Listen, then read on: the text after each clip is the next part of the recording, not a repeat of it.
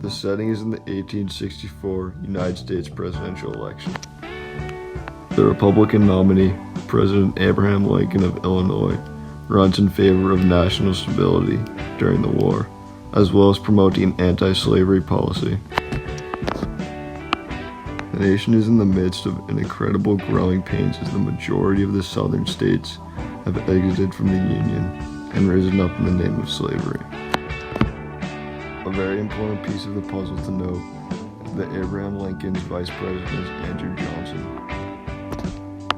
Vice President Johnson is a successful politician who worked his way up through the ranks despite being a Southern racist. This will be instrumental in the upcoming events. The election, in which only 25 states participated, re-elected Abraham Lincoln with 55% of the popular vote and 221 electoral votes. This re-election kept the North unified in the battle against the Confederacy. As Lincoln is re-elected, a man by the name of John Surratt hatched a plan that ended up being fatal for Lincoln. John Surratt and his mother Mary worked out of a Washington, D.C. boarding house. This was their headquarters for orchestrating their resistance movement against the North. Working with John Wilkes Booth, the Surratt team plotted to kill Lincoln and members of his cabinet. Their plan included killing William H. Seward and his family, President Lincoln, Vice President Andrew Johnson, and General Ulysses Grant. General Grant and his wife were originally scheduled to go to the play with President Lincoln. However, they changed their plans and left the city, making an assassination attempt impossible.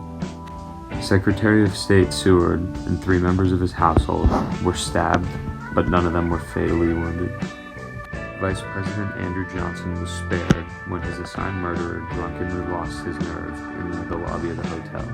However, in the end, only President Lincoln was assassinated. As John Wilkes Booth fled on a broken leg, the government offered significant sums to bounty hunters. John Wilkes Booth ended up getting shot in a barn and died. The nation fell into a frenzy, and all those involved in the Surratt family plot were either killed or brought to justice. Following the assassination, Andrew Johnson took power. He failed to unite the nation following the war and proceeded to get impeached. Johnson's ineffectiveness caused much turbulence during the Reconstruction era. As a result, freed slaves' rights were limited, and this became a main reason for his impeachment.